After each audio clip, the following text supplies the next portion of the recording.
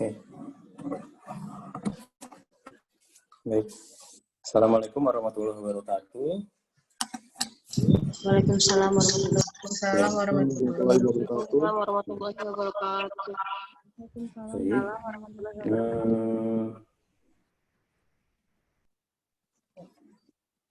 Kita mulai saja ya. Jadi pertemuan siang ini kurang lebih tentang tatanan kehidupan baru bagi dokter muda dalam suasana COVID-19 ini.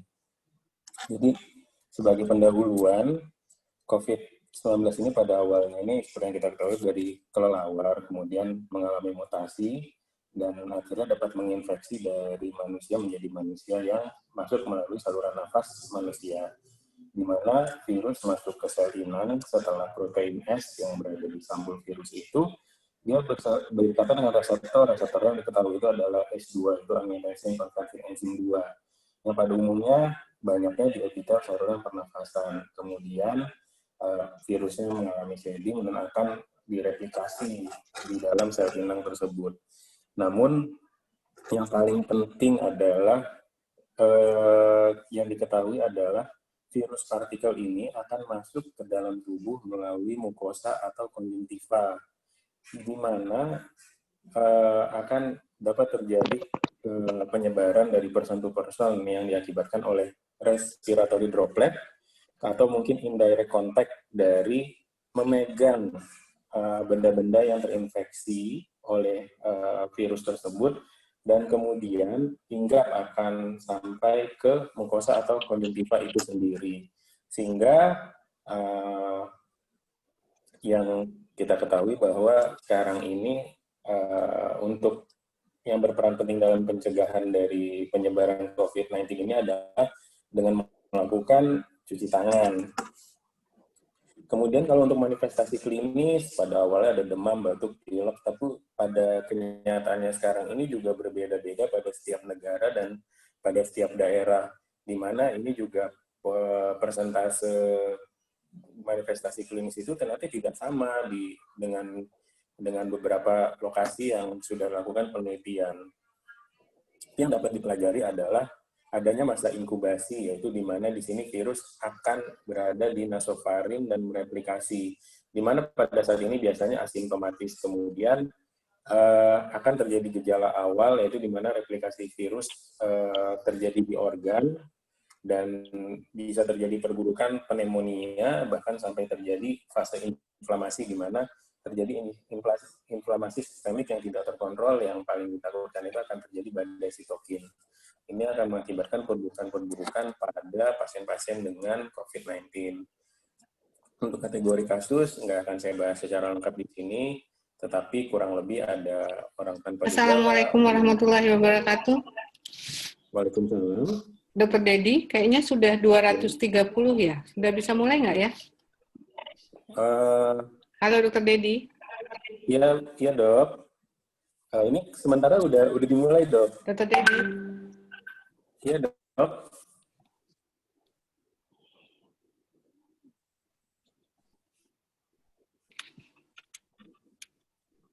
Dok.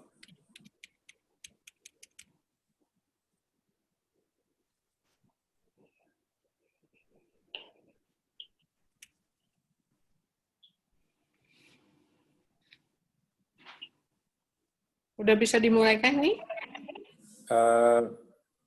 Sepertinya sudah bisa. 231. Izin. Baik dok. Izin untuk mulai dok.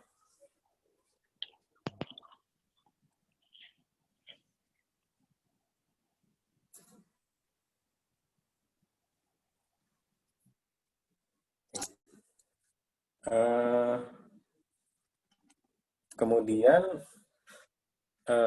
prinsip pencegahan dari infeksinya ini sendiri adalah nomor satu secara umum adalah prosedur kewaspadaan terhadap droplet itu sendiri, sehingga kalau berjarak kurang lebih 1 meter dari pasien, menggunakan masker, tempatkan pasien di ruangan terpisah, atau kelompokan mereka diagnosis etiologi yang sama, maksudnya dengan etiologi mungkin dari saluran pernapasan pernafasan. Tapi jika diagnosis biologi tidak memungkinkan dengan kondisi klinis atau yang lain-lain. Kemudian juga jangan lupa untuk kalau sangat dekat menggunakan face shield atau Google, mengingat cipratan sekret sangat mungkin terjadi. Kemudian juga secara umum juga harus ada prosedur kewaspadaan terhadap kontak, di mana ini bertujuan untuk mencegah transmisi langsung atau tidak langsung dari kontak dengan permukaan atau alat yang dikontaminasi, sehingga gunakan alat pelindung diri seperti masker medis, pelindung mata, sarung tangan, dan mungkin dibutuhkan gaun surgical gown pada saat memasuki ruangan. Kemudian lepas APD pada saat keluar ruangan, dan yang paling penting adalah perhatikan hand hygiene setelah pelepasan alat pelindung diri tersebut. Kemudian kalau memang memungkinkan, perlengkapan alat medis kalau bisa disposable atau bersifat satu untuk satu pasien tersebut. Jika memang terpaksa digunakan beberapa pasien lain, ya dibersihkan dulu dan didesinfeksi dulu sebelum digunakan ke pasien lain. Dan jangan menyentuh mata, hidung, atau mulut dengan tangan langsung, kecuali kalau memang sudah mencuci tangan dengan baik. Kemudian juga kita juga menghindari kontaminasi terhadap permukaan lingkungan yang lain. Kalau memang nggak penting-penting banget, jangan dimegang di daerah-daerah untuk lingkungan kita. Kemudian juga hindari pergerakan pasien yang tidak perlu, dan selalu terapkan hand hygiene.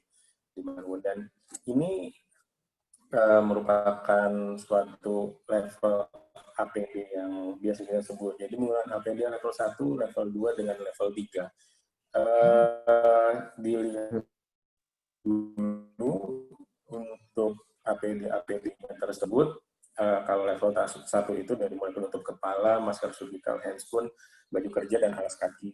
Kalau level 2 ditambah lagi dengan Google, masker N95, dan apron atau gaun bedah.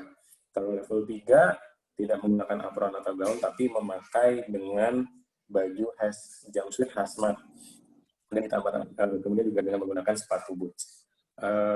Kemudian juga yang paling penting adalah pada saat memasang dan yang lebih penting lagi pada saat melepaskan APD level 3. Pada saat kita memasang APD level 3 ini sendiri, nomor 1 yang harus dilakukan sesuai dengan urutan-urutannya, sehingga juga kita menggunakan APD yang memang aman untuk kita. Dan yang paling penting adalah ketika melepaskan APD-nya ini juga lebih banyak untuk mencuci tangannya, kalau bisa diperhatikan di sini. Jadi sebelumnya yang sudah ditukar handscoon, dicuci tangan lagi, lepaskan cover all jumpsuit-nya, cuci tangan lagi, lepaskan Google, cuci tangan lagi, lepaskan masker, cuci tangan lagi, lepaskan penutup mata, penutup kepala juga cuci tangan lagi. Sehingga melepaskannya ini pun juga penting, dan memang sehingga di sini seluruh APD ini bersifat sebenarnya lebih ke bahan habis pakai yang bersifat disposable, yang satu orang ya satu gitu. Tapi dan ini yang donning, wearing, dan doffing, kemudian disposal itu merupakan komponen yang sangat vital dalam pengendalian infeksi dan pengendalian penyebaran virus dari ke staff. Tapi kadang-kadang memang hal ini tidak diikuti secara proper, tidak diikuti secara baik. Oke. Ini saya mengambil bahan dari panduan penggunaan APD di RSCM, di mana peran lokasi dari tenaga medis itu dikelompokkan, kemudian juga di mana mereka kurang lebih membagi apron atau gaun atau coverall jumpsuit itu menjadi satu kelompok yang sama, penutup kepala, kemudian masker, sarung tangan, alas kaki, goggles, dan kacamata. Di sini dapat dilihat bahwa masker N95 ini hanya bagi tenaga kesehatan yang melakukan tindakan menimbulkan aerosol atau AGP, aerosol generated procedure, di mana tindakan-tindakan ini adalah intubasi, ekstubasi, tracheostomi, resusitasi jantung paru, pemasangan NGT, kemudian suctioning, bronkoskopi, mengambil swab, dan nebulizer. Lalu gimana? Tadi ada yang dibilang APD level 2 menggunakan N95. Tapi di sini N95 hanya digunakan bagi tindakan-tindakan tenaga kesehatan yang dapat menimbulkan aerosol. Nggak apa-apa, nggak usah bingung, karena memang dari kondisi yang sekarang ini belum ada suatu single guideline yang bersifat gold standar. Jadi memang standar pada setiap negara itu pun saja masih berbeda-beda. Tapi yang penting di sini adalah tidak-tidaknya menggunakan masker bedah. Atau kalau memang punya masker N95, ya nggak apa-apa, silakan digunakan. Dan yang paling penting adalah pencegahannya adalah menggunakan cuci tangan dengan langkah-langkahnya selama 20 detik kurang lebih.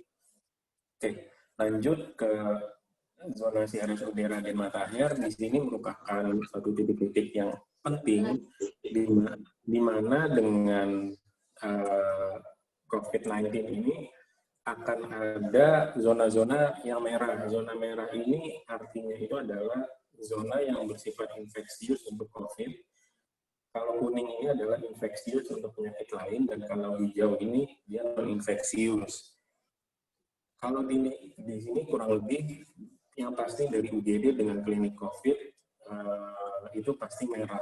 Dan warna merah di sini juga menunjukkan kemungkinan besar pasien tersebut, pasien-pasien dengan COVID-19 yang akan mendapatkan pelayanan di PM dan MM. Seperti kita ketahui, mereka merupakan ruangan isolasi.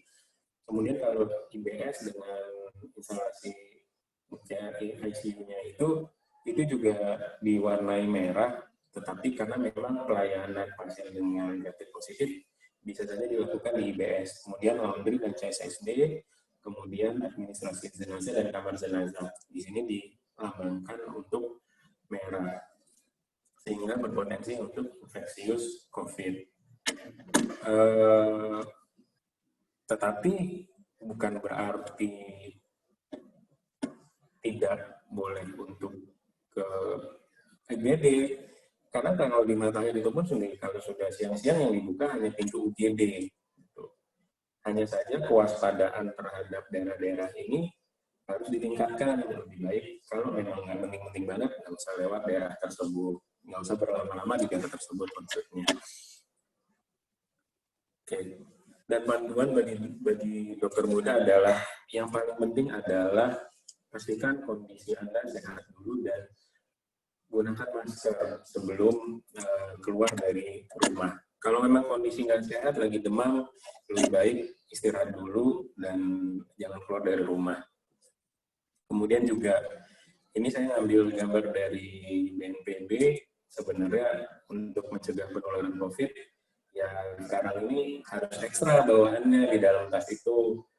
Kalau memang biasa naik ojek, harus bawa helm pribadi atau enggak, pakai helm sendiri. Kemudian ada bawa masker atau bawa sabun basah, bawa multivitamin, alat ibadah juga sendiri, alat minum juga sendiri. Jangan lupa bawa hand sanitizer kemana-mana untuk mencegah dari mencegah penularan dari COVID-19 ini. Kemudian kalau panduan di rumah sakit, sebelum Anda masuk ke rumah sakit akan dilakukan pengukuran suhu terlebih dahulu di depan, di bagian satpam. Ketika pintu masuk rawat jalan. Kalau memang Anda demam, biasanya disuruh pulang dulu. Tapi kalau nggak demam, bisa masuk. Sebelumnya cuci tangan dulu. Kemudian berganti pakaian di tempat yang sudah disediakan, tergantung dengan fasenya masing-masing. Kemudian juga memungkinkan juga membersihkan meja kerja dengan desinfektan kalau memang yang di poliklinik. Dan yang paling penting adalah memakai APD level 2, di mana APD level 2 ini ketika bertemu dengan pasien, dari dokter mudanya harus menggunakan APD level 2. Kayaknya tadi APD level 2 dan sebelum kebangsaan. Setelah selesai tindakan, selesai melakukan pembelajaran, lepaskan APD di wahana pendidikan. Kalau misalkan lagi poliklinik, ya lepaskan di poliklinik. Gitu. Ada dua pendapat, selain masker itu dilepaskan di ruangan pasien, inpatient room. Tetapi masker dan lain-lainnya ada kalau memang nggak dilepaskan di inpatient room ya di luar ruangan pasien. Tapi sebelum masuk ke ruangan ganti, karena hati-hati kalau kita bawa APD tersebut dan masker tersebut ke ruangan ganti, takutnya akan menginfeksi ruangan kamar ganti tersebut. Dan setelah itu harus gunakan plastik lagi atau wadah lagi atau kontainer atau apapun itu untuk menaruh baju atau APD tadi dan berganti dengan pakaian biasa. Untuk APD-nya ini sendiri dikelola mandiri oleh dokter muda. Dan sebaiknya seperti yang tadi sudah dikatakan, jangan menyentuh daerah wajah, jangan menyentuh daerah hidung, mata, dan mulut. Kemudian juga jangan berkerumun ya, gitu. Jaga jarak, tetap social distancing, tetap dilakukan. Oke. Kalau panduan tiba di rumah, setelah tadi selesai, sampai di rumah, mandi dan membersihkan diri sebelum memegang yang lain-lain. Kalau masuk rumah langsung mandi dan membersihkan diri, kemudian cuci pakaian. Kalau maskernya masker yang kain, silahkan dicuci dengan deterjen. Dan jika memang dirasa perlu, bersihkan handphone dan barang-barang yang lainnya dengan cairan desinfektan. Oke. Kemudian juga salah satu hal untuk mencegah penularan ini sendiri juga kita harus meningkatkan daya tahan tubuh kita. Peningkatan daya tahan tubuh itu sendiri kurang lebih untuk konsumsi gizi yang seimbang, aktivitas fisik minimal 30 menit tiap hari. Aktivitas fisiknya ini ringan sampai sedang. Kemudian jangan lupa istirahat yang cukup dan jika memang memungkinkan berjemur di pagi hari. Dan untuk pelaksanaan kegiatan kepanitiaan klinik ini, kalau dari panduannya, pembelajaran dilakukan melalui daring dan luring. Dan tugas jaga sore dan malam di Bansara Villa, di media dan kamar operasi ditiadakan. Kemudian juga yang akan dihadapi oleh dokter muda ini ada kriteria pasien nomor OTG, ODP, PDP, atau konfirmasi COVID-19.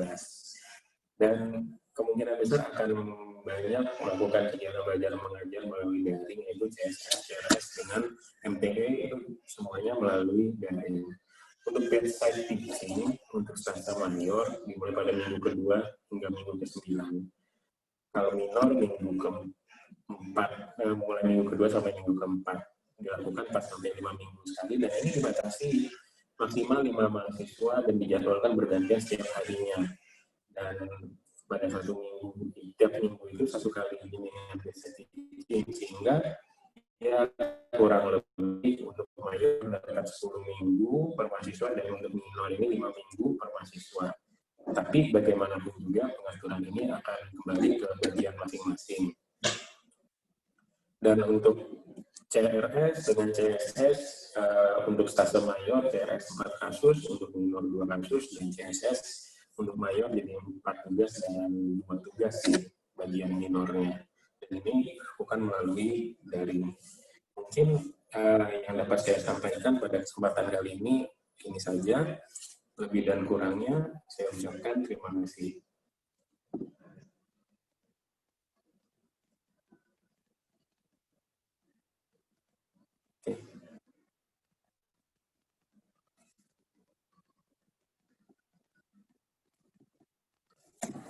Oke. Sebelum melanjutkan, ada yang mau ditanyakan nggak terkait materi-materinya tadi? Dok, izin dok. Ya, langsung aja. Dok, kalau untuk pembersihan APD sendiri sampai di rumah itu apa sama dengan baju biasa atau enggak dok?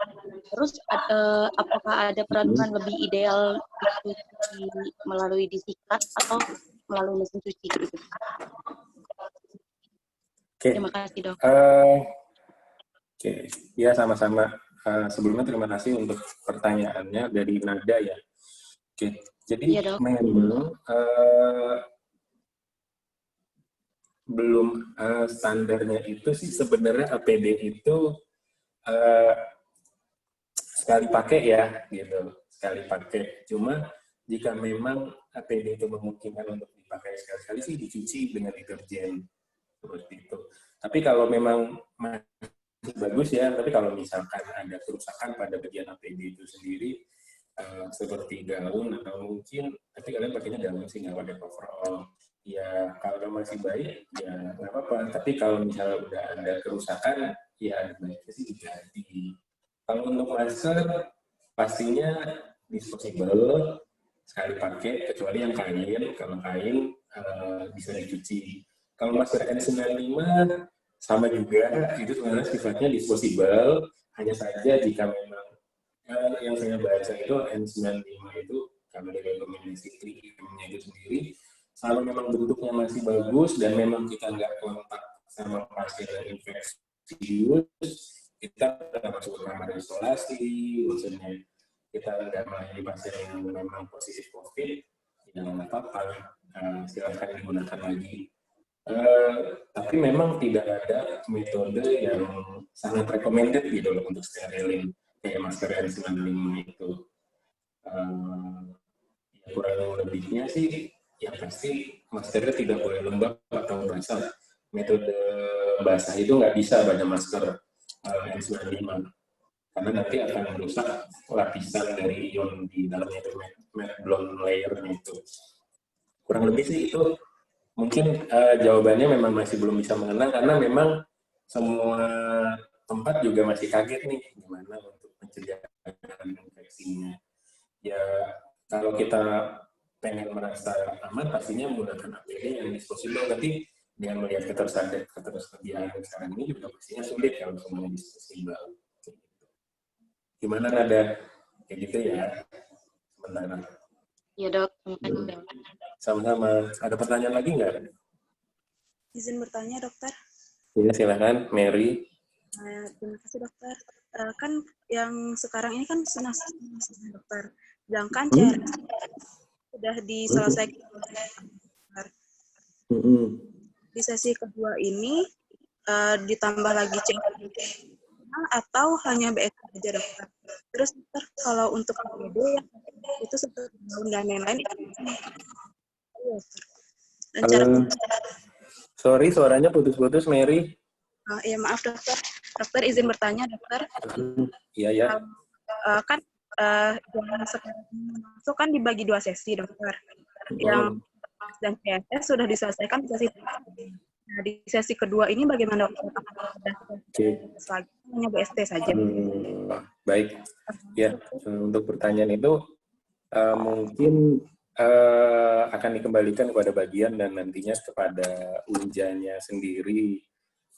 Memang kemarin udah ada 2,5 minggu ya yang melakukan secara daring. Ya apakah memang bedside teaching atau gimana? Nanti kita coba lihat ya untuk kedepannya dari bagian, atau mungkin ada yang bisa bantu saya nggak untuk pertanyaannya nih dari FKIK Unja. Izin Dokter Dedi. Iya dok. Assalamualaikum warahmatullahi wabarakatuh. Ya, Waalaikumsalam. Bantu menjawab pertanyaan mahasiswa ya dok. Iya. Sebelumnya di masa tanggap darurat COVID, pembelajaran kita 1 stase dibagi 2, setengah-setengah rotasi minor 2,5 minggu, karena nanti sisa 2,5 minggu saat ini dengan turun ke rumah sakit. Nah, di waktu masa tanggap darurat COVID 2,5 minggu di awal dengan pembelajaran daring, diharapkan memang seluruh MTE, CSS, dan CRS sudah dikerjakan. Atau MTE, CSS yang sudah dikerjakan. Nanti CRS dan BST dilaksanakan di sisa rotasi. Nah, jadi memang tadi jadwal yang disampaikan Dr. Dedi adalah rencana nanti simulasi pembelajaran ketika rotasi full dilaksanakan. Untuk pelaksanaan sisa rotasi, setengah sisa rotasi yang telah berlangsung sebelumnya, maka nanti dikembalikan kepada masing-masing bagian untuk memenuhi sisa kegiatan yang belum terlaksana, yang pada umumnya berupa BSD dan CRS. Nanti penjadwalan berapa jumlah mahasiswa yang hadir setiap hari dijadwalkan oleh bagian, namun tetap dengan panduan dari FKIK dan Kompodik bahwa per mahasiswa diharapkan dibatasi jumlahnya setiap kali kunjungan ke rumah sakit. Jadi kunjungan hanya untuk pembelajaran, apakah itu BSD atau mencari kasus CRS tadi, maksimal misalnya dalam satu kelompok dengan 5 mahasiswa pagi, karena waktunya tinggal sisa sedikit ya. Mungkin dalam satu hari menjadi 2 kunjungan, kunjungan pagi, kunjungan siang, nanti pembagiannya dari masing-masing. Bisa dipahami nggak? Di mana? Baik, dokter. Sudah jelas. Terima kasih Dokter Nidia atas jawabannya. Mungkin ada pertanyaan yang lainnya? Izin bertanya, dokter. Iya. Dokter, saya mau nanya, dokter. Kami kan mahasiswa akhir akan masuk IKM 2 di Puskesmas, dokter. Jadi untuk kunjungan keluarga binaan, apakah kami pakai APD lengkap atau bagaimana, dokter? Ya, sebaiknya APD lengkapnya ini, kalau APD lengkapnya ini, ya APD-nya level 2 sih, gitu. Kalau masuk ke, dan saya belum tahu deh, kira-kira kalau untuk IKM ini juga apakah harus melakukan kunjungan ke keluarga atau tidak ya. Cuma kalau memang harus melakukan kunjungan pada keluarga, ya menggunakan APD yang level 2 sih anjurannya ya. Seperti itu. Karena, dan kalau memang bisa juga, ya belum tentu juga sih. Saya rasa sulit ya untuk kunjungan. Karena apakah dari kunjungan itu juga bisa terima tenaga kesehatan ke rumahnya gitu. Saya juga belum tahu. Mungkin dari dokter Nidia bisa bantu lagi nggak ya dok? Kalau untuk IKM gimana nih dok? Baik dokter. Jadi kami sudah dapat panduan pelaksanaan pembelajaran nanti saat stase di IKM. Stase di IKM, memang nanti tetap ada field training ya, dari IKM tetap menjadwalkan ada field training dan pengambilan data masalah kesehatan untuk public conversation-nya. Kemudian ada kegiatan public health science region.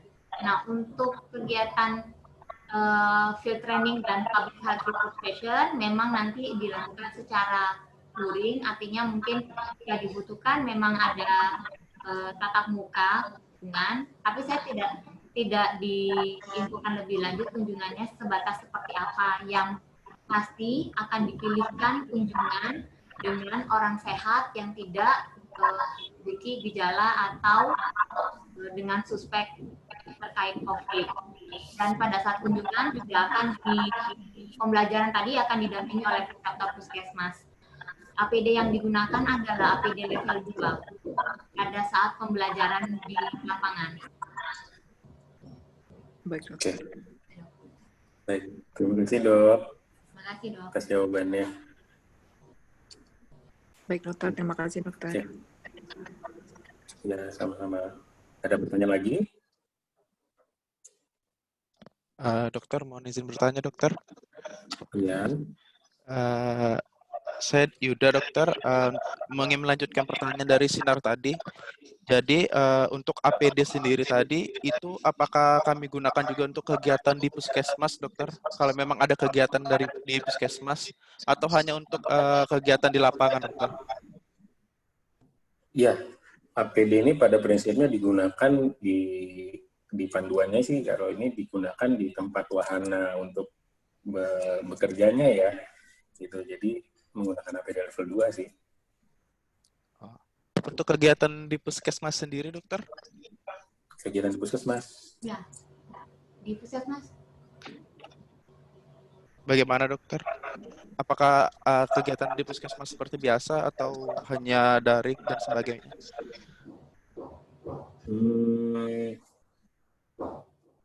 Kalau untuk kegiatan di Puskesmas, saya kurang paham ya. Cuma kalau memang menghadapi pasien, yang berpotensi menghadapi pasien sih pakai APD level 2 gitu, itu pertanyaannya sih.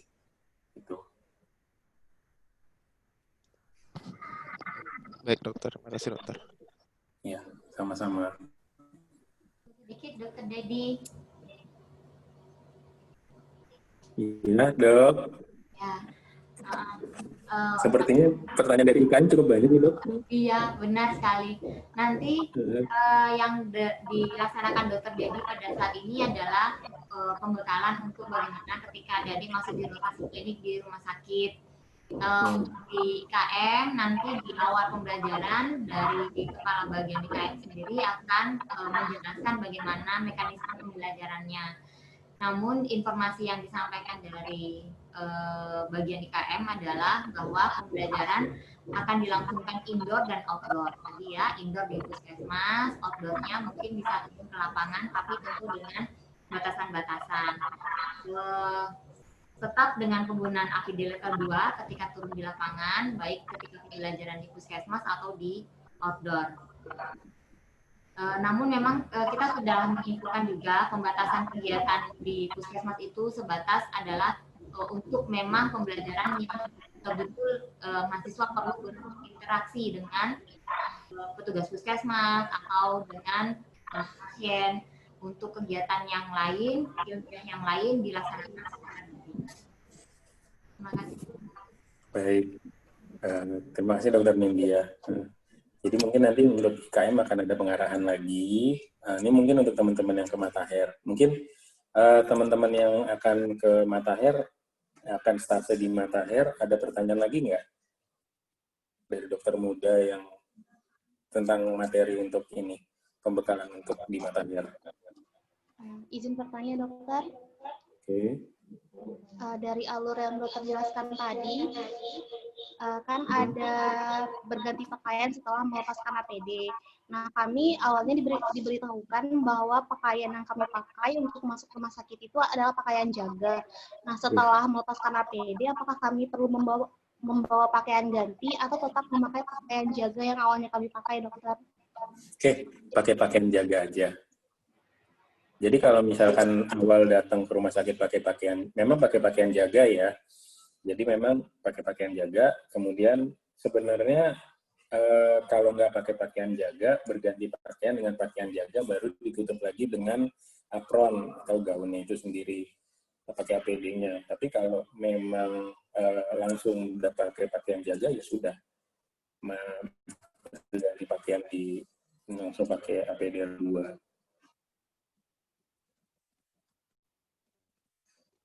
Gimana? Izin bertanya dokter, untuk sepatu atau sandalnya tuh apakah menggunakan sepatu bebas atau bisa menggunakan sandal jaga, dokter? Terima kasih dokter. Prinsipnya sih pakai sepatu yang tertutup, gitu. Kalau memang punya pakai sandal yang terpisah, lebih baik lagi sih. Jadi memang kalau ketemu pasien ya kita pakaiannya hanya ini saja gitu. Kalau setelah nggak ketemu pasien lagi baru bisa berganti pakaian. Prinsipnya sih itu. Jadi yang ketemu sama pasien ya cuma sama pasien, pakaiannya nanti kalau udah keluar ya ganti lagi, maksudnya pakai pakaian yang untuk tidak ketemu pasien gitu. Baik dokter, terima kasih banyak.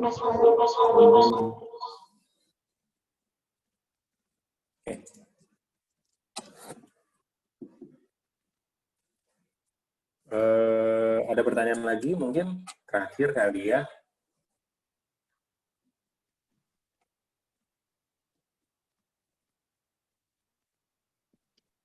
Izin bertanya dokter. Ya.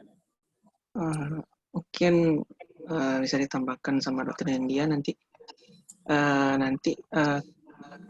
Ini kan lebih khususnya ke koas yang di Matahir gitu. Kira-kira kami yang nanti dapat stase jiwa, apakah ada pembekalan di lain hari atau bagaimana gitu? Seperti itu.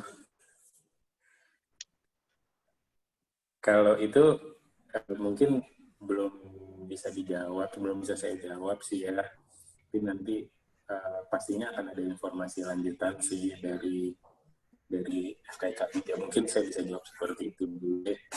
Ya.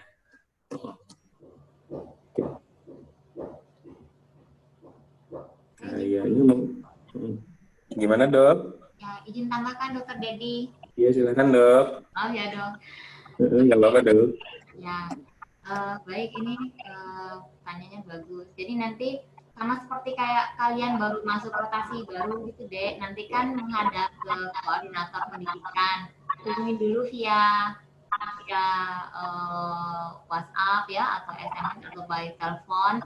Lalu kami rencana masuk UAS menyambung sisa rotasi sebelumnya, kelompok berapa ya, berapa orang mahasiswa. Umumnya nanti memang di masing-masing bagian akan ada seperti penjelasan di awal gitu ya. Jadi kalian baru masuk rotasi gitu. Nanti mekanisme pembelajarannya seperti apa.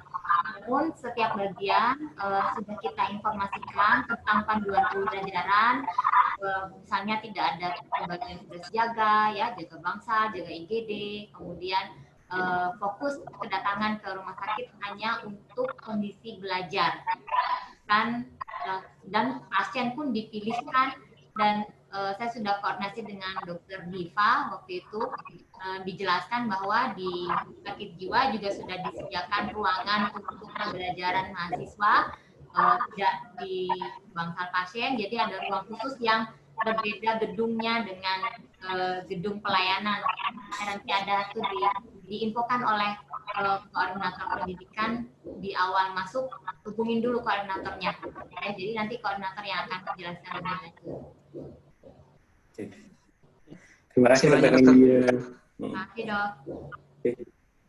Kalau mungkin ya saya sudahi saja kali ya pembekalan untuk ini, untuk yang Dokter Mulia Matahir. Pada prinsipnya juga semuanya akan sedikit berubah, nggak sama dengan seperti kemarin yang ada COVID ya. Kalau bahasa kerennya sih edisi new normal ya, kayak gitu. Prinsip-prinsipnya tolong diperhatikan, tetap jaga kesehatan dan jaga keselamatan juga untuk dokter mudanya. Mungkin lebih kurang itu saja dari saya. Lebih kurangnya saya mohon maaf. Wassalamualaikum warahmatullahi wabarakatuh. Ini saya kembalikan lagi pada host ya sebelumnya. Waalaikumsalam.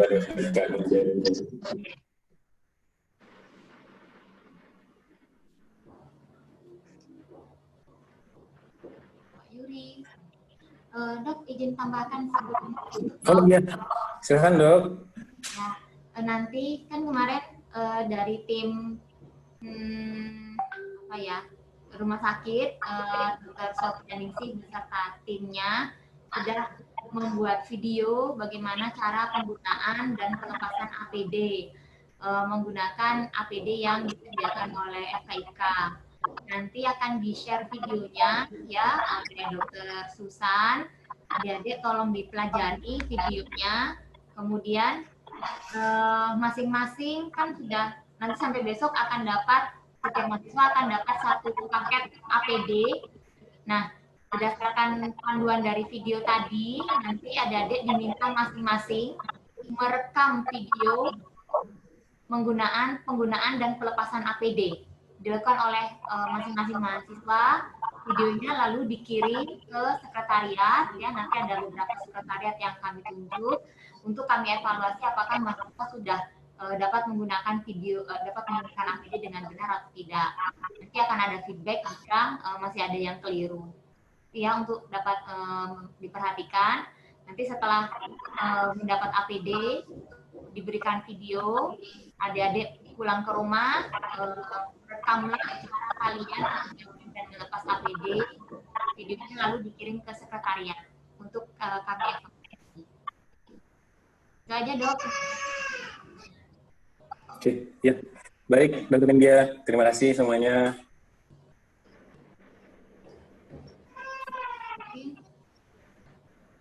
Mbak Yudi lagi sibuk kali ya.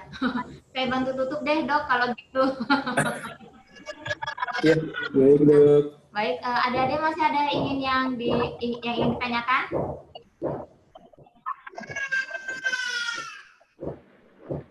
Baik, jika tidak ada yang perlu ditanyakan, mungkin kita akhiri dulu pertemuan kali ini. Jika ada hal-hal lebih lanjut yang masih menjadi pertanyaan atau kurang jelas, dapat berkoordinasi dengan sekretariat ya.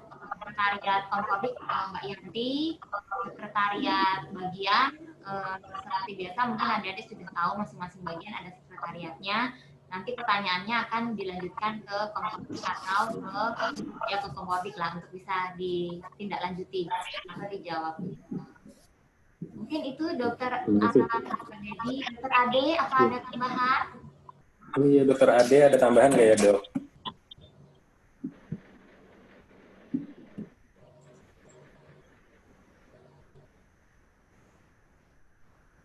Belum ya? Oh iya. Baik. Kalau gitu kita sudahi Dokter Dedi. Iya, Dok. Siap, Dok. Terima kasih banyak Dokter Dedi. Terima kasih ya. Jadi nanti Sekretaris Kompodik ya Dok yang akan mengkoordinir lebih lanjut pembelajaran rotasi profesi ini. Terima kasih. Kita akhiri pertemuan pada sore hari ini. Jaga kesehatan, selamat belajar. Assalamualaikum warahmatullahi wabarakatuh. Waalaikumsalam warahmatullahi wabarakatuh. Terima kasih banyak, Dokter. Terima kasih banyak, Dokter.